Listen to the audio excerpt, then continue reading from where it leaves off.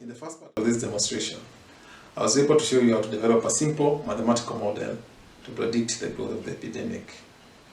I was able to show you that the rate of the spread or the rate of the increase of the infection is given by the product of the number of active cases, a spread factor, and the probability of getting somebody who is not infected.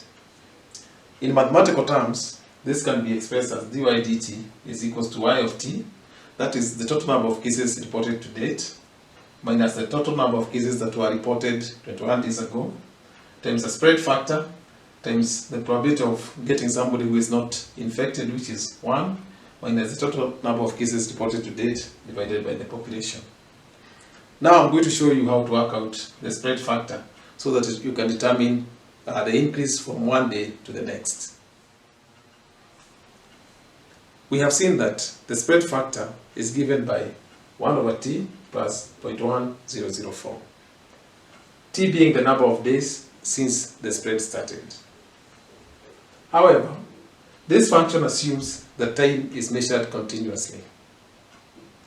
But in reality, we know that we work out the number of cases from one day to the next. Therefore, those who are familiar with mathematics know that this function cannot be applied directly as it is. So what we need to do is to carry out what we call an integration from one day to the next. And this actually modifies the spread factor and will give you this kind of an expression when you use n approximating points to work out the spread factor from one day to the next. When t is very large, this expression becomes simpler and it becomes what we have down here. So we'll see how you can simply apply this using Excel worksheets to work out the increase from one day to the next.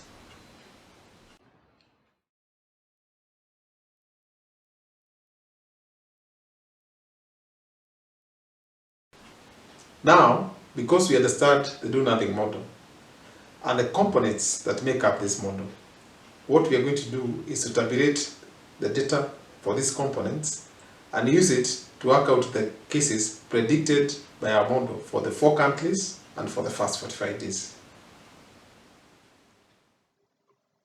The first component that we tabulate is the day of the spread, which we depict as time t.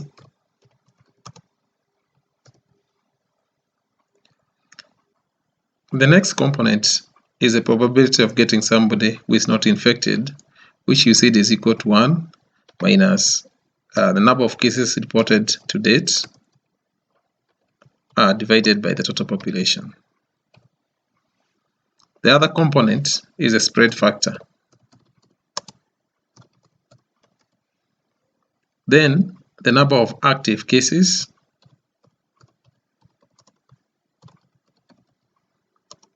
which we said is equal to the number of cases reported today minus the number of cases that were reported 21 days ago. Next is the daily increase in the number of cases, which is given by the product of these 3 components.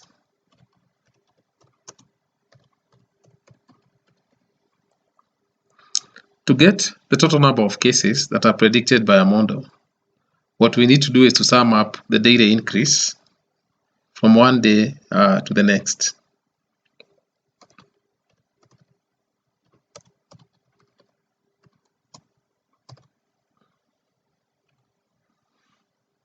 For the day of the spread, we start with day number 1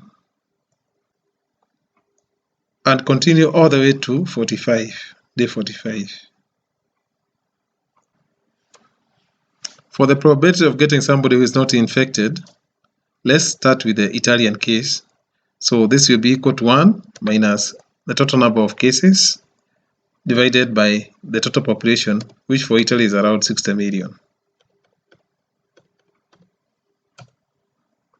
We repeat this for the next 44 days so that we work it out for all the 45 days. For now, you can see the probability is 1 because we have not filled anything in this column of the total number of cases.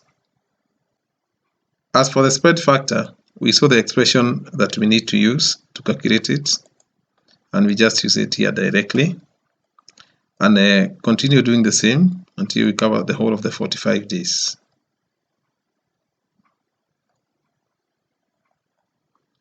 The active number of cases for the first day will be equal to the number of cases reported on that day, and this will be the same for the next 20 days up to day number 21.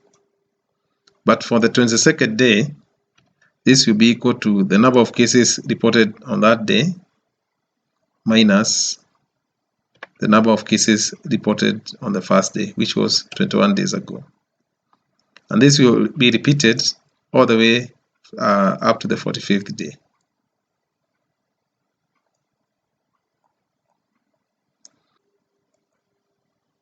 The daily increase is a product of these three components: the probability times the spread factor times the active number of cases. And actually we can round this to the nearest whole number.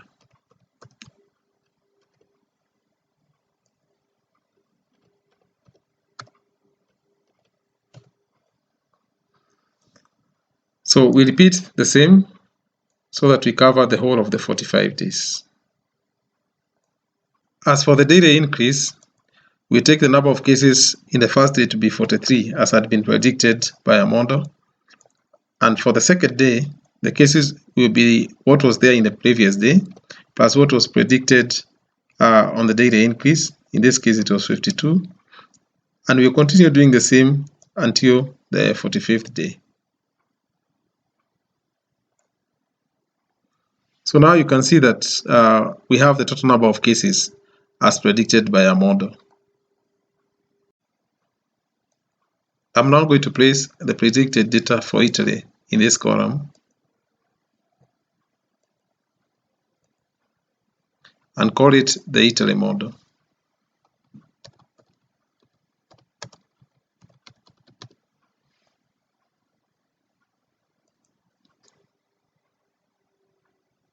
I'm now going to place the date and the data that was reported alongside this Italy model data.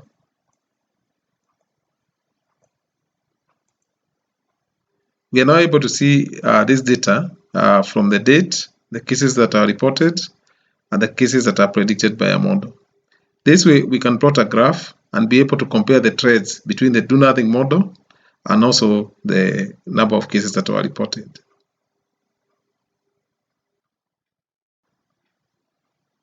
The same exercise has now been repeated for the other three countries. So we have now tabulated the reported cases in Spain versus the cases that are being predicted by a model, the reported cases in France and the ones being predicted by a model, and the same for UK. So now we have the combined data for the four countries, and we can plot it and see what we can infer from the graphs. So these are the curves that are obtained when the data is plotted. And as you can see, we have 8 lines, 2 for each country, 1 for the do nothing case, like the case for Italy, it's a brown curve, and the other one for the cases that were actually reported. In case for Italy, we can see that the cases that were reported were tracking the do nothing curve up and until around 23rd or 24th March. This means that at this time, the measures Italy had taken were beginning to have effect, and you can see the number of cases were reported were becoming lower. For the other three countries, up to 30th of March, the reported cases were still tracking the do nothing curve. This means that if any measures had been taken, they had not started to take effect. We are later going to see how the measures are brought in to modify the do nothing curve, and so that we are able to track the cases as they are being reported. We are now going to leave this at this point, and what we'll be looking at next is how the do nothing case builds up after a long time. That is, if you don't take any measures, then what really happens?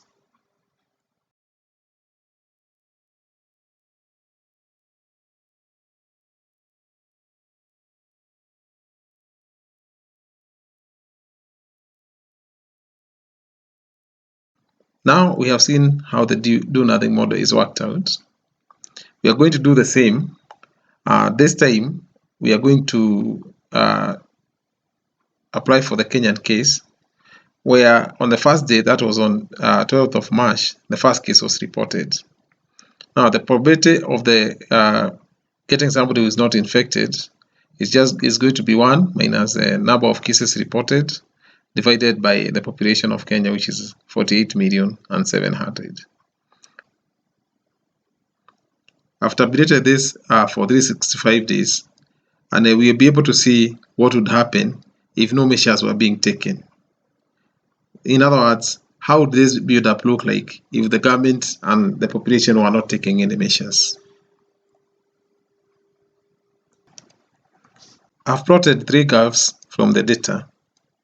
One is the total number of cases for the 365 days. The second is the number of active cases, that is the people who are infected at any one given time. And the other one is a daily increase in the number of cases. If no measures are taken, you can see that from day 96, the cases would rise rapidly, and at day around 180, that is after about 6 months, virtually the whole of population will have been infected. That is, we'll have about 42 million people who would have actually been infected. The number of active cases is the number of people who are infected on any given day. You can see again that this number would start peaking from 96 days, and then it will rise rapidly to a maximum of 21 million on day 155. Then they will start dying down, and after 7 months, that is day 210, the number of active cases will have gone almost back to 0. So you can see that the corona wave actually would take about 7 months to pass through and go back to 0. That is if no measures are actually taken.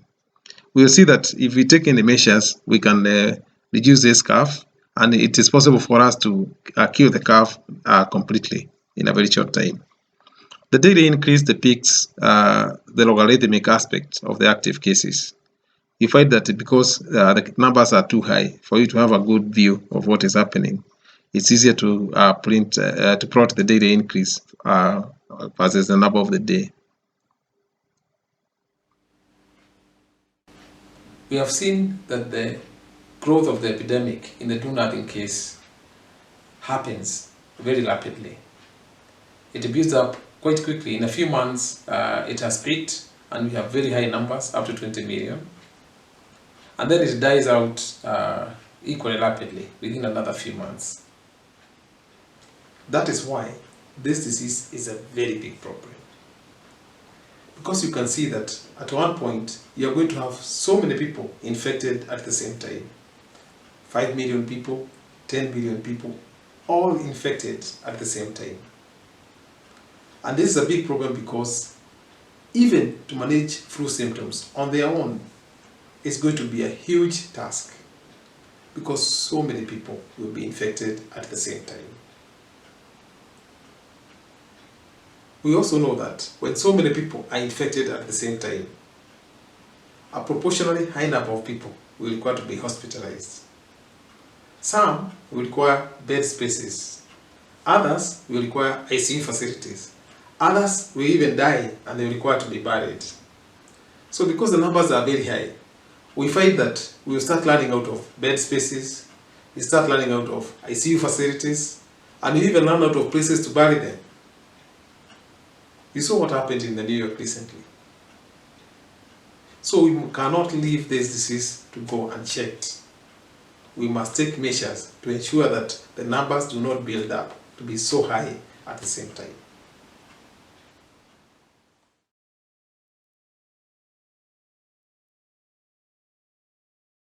We have seen some of the measures that can be taken.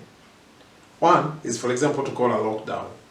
And when a lockdown is called, it minimizes the interactions between people and reduces the spread factor. The other measure is to put on a face mask. And when you put on a face mask, it minimizes the chance of one person infecting another person. So you can see that all these measures are actually social measures that require a bit of change in our behavior. I'm now going to introduce a social factor, SF of t, that modifies the spread depending on how close the population is from time to time. So when a lockdown is called, people return to their families. Before, they were interacting with other people at the place of work or wherever they could have been staying. But this time, they just come back and they're restricted to staying within their family units. What you find is that that may increase the number of cases initially because people have come back from the different groups they were with and now they are with the families. So those who are infected can actually spread the disease among their family members. But as time goes on, there's no more interaction because it's a lockdown. And what happens is that the social factor becomes smaller. So initially, when the lockdown is called, the social factor can be slightly greater than 1. But after some time, then the social factor goes to below 1. We saw the infamous case when Nairobi was actually closed. People tried to get out of Nairobi in large numbers, and they were blocked at the exit of the metropolitan boundary. That congestion that came could cause spike in cases. So what it means is that the measures, when a lockdown is called, the measures for implementing the lockdown can actually lead to an initial spread, an initial spike in the spread. That can modify the social factor, which can go up. So what we are going to do is we are going to apply the modified equation in our modeling, and you see how the growth curves are affected.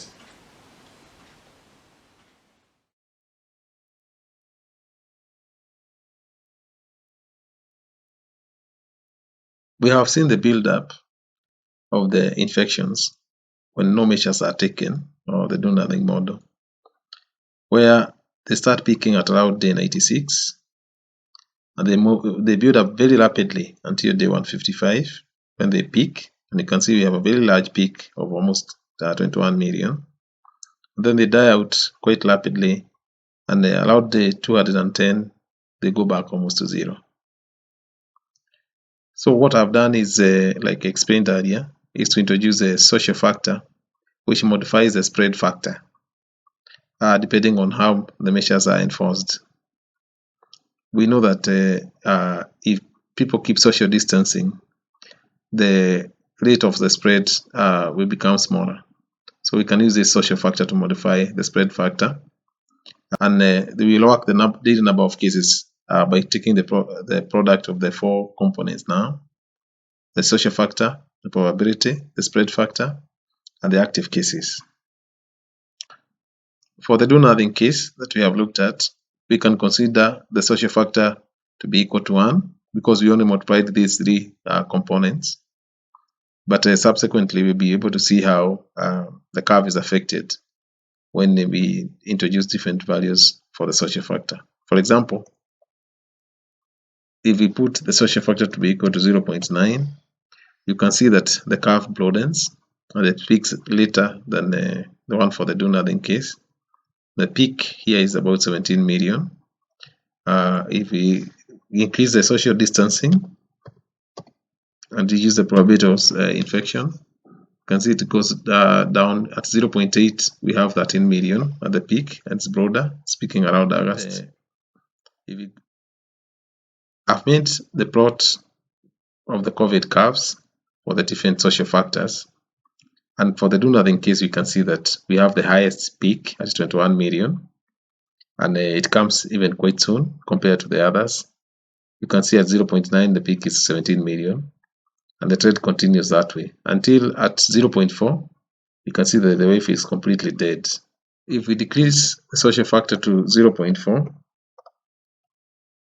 now you can see that the wave actually dies down. It never grows, it actually dies down.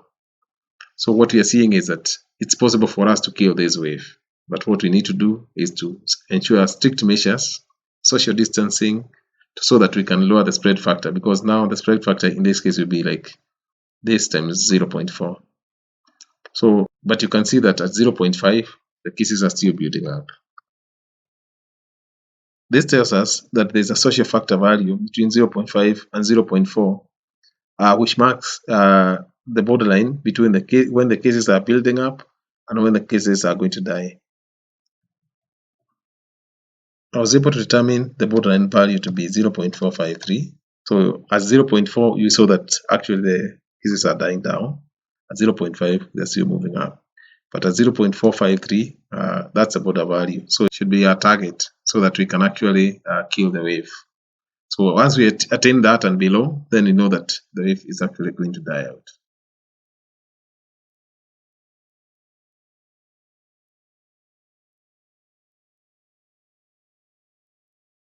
This is a plot of Italy's do nothing curve up to day 59, which is 13th April. So we can see that the do nothing curve, the one in blue, is rising quite rapidly compared to the reported cases. We saw this trend started a while ago, and we say it is because the measures Italy was taking must have begun taking effect. The do nothing curve, the one in blue, rises quite rapidly compared to the number of cases that are reported from around day number 37. So what we are going to do is to see how we can track the cases by changing the social factor. Now this curve, we have said the do nothing curve is represented by the social factor of SF is equals to 1. If, for example, we change the social factor to 0.7 on day 37, then you see how the curve changes. So you can see it's beginning to track from day 37 all the way up to day 43, around day 43 here. So you can see now the curve is being tracked by 0.7 social factor. The measures that were being taken had an effect equivalent to a social factor of 0.7. We can see again at day number 43, the do nothing cases are now rising more rapidly compared to the reported cases. So for us to track this, then we can reduce the social factor on day number 43. Let's give it a value of 0.37. Again, you can see that the do nothing cases are now tracking the cases reported more closely, and this is happening well up to day around number 51. So if you put the social factor to 0.3 on day number 51, then you can see that now we have tracked completely the number of cases. Why this is important is because we want to see that to determine the social factor on day 59, and we will be able to tell whether the wave is actually going to die out or not die out, because we saw that if the social factor value is less than 0.453, then the wave is actually going to die out. I tracked more closely the predicted cases and the cases that are reported by changing the social factor. You can see clearly that the brown wave is actually falling on the blue wave, so that we don't even see the blue wave anywhere on the curve. And I'm going to show you the values that are obtained for the social factor to track the cases in Italy. Now you can see that the daily trend, when this case is tracked like this, will give us a peak between March 21 and March 27, and you can see that the wave dies out. Now we understand this because we have seen the social factor on day 59 is 0.3, so we expect that the wave is actually going to die out.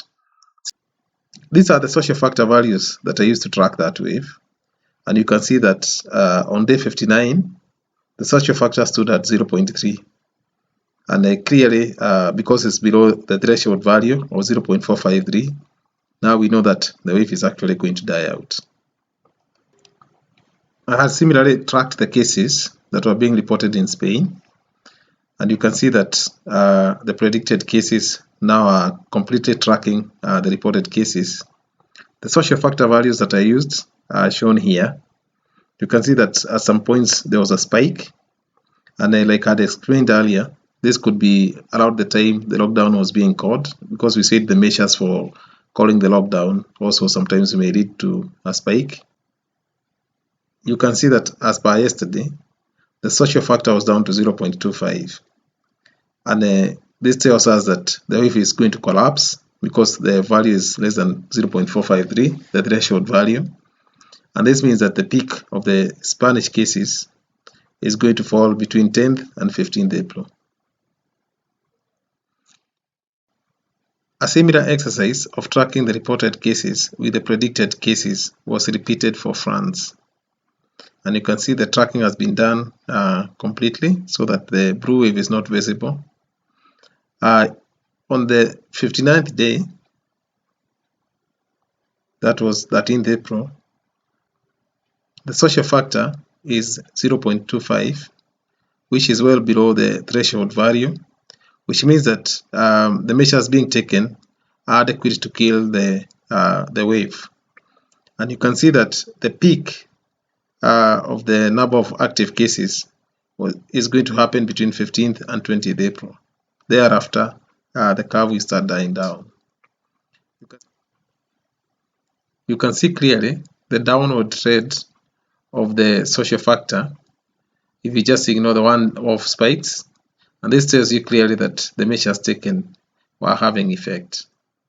Finally, the same exercise was repeated for the cases reported in the UK, and you can see that the reported cases were tracked completely with the predicted cases.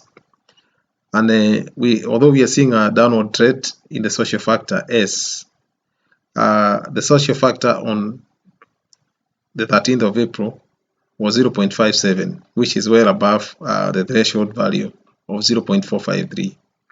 This means that the measures taken by the UK have not yet overcome the corona wave. So it's still an upward trend, and it could rise if the same conditions are maintained up to 3.5 million cases, peaking at the 11th of September. I have to question that the model that we have developed here is a very simple model. It's based on very basic data that is collected from websites. So I cannot guarantee any accuracy of prediction. So if you are going to use it in a very cautious way. However, the whole intention is just to show you how the modeling can be done and how inferences can be made from the modeling. The coronavirus disease, COVID-19, or what Donald J. Trump calls the Chinese virus, is a very serious problem. Initially, we had been made to believe it was like a simple cold, you'd have mild symptoms and get away with it. But now we know that it is spreading very quickly and is spreading all over the world. It is moving like a hurricane, hitting one country after the next. But we have seen from the modeling that even if we do nothing, it will pass through in a year's time. Unfortunately, if we do nothing, it will have crushed so many people. Some of them who are so dear to our lives. So we must do something. We must do something to kill this wave. We know what we must do because we have been taught what to do. Keep social distancing, wear face mask, wash your hands, sanitize your doors, sanitize everything that you're going to be touching. We have been taught what to do. And if you do this, then you'll be able to bring down this wave. We also know that times like this bring the best out of human beings. We know great inventions were done in times of crisis, in times of war. I believe when this crisis has lifted, we'll come up with some good ways of doing things, which will leave us stronger. So we cannot wait for the new dawn, what I'm sure many people are going to call post-corona era. Because we'll have become renewed ourselves. And we have learned how to do many more things that previously we didn't know how to do. So I thank you so much for your patience, because I know this production was very long. But I hope it has taught you something. And whatever you have learned, also take time to teach somebody else. Thank you very much.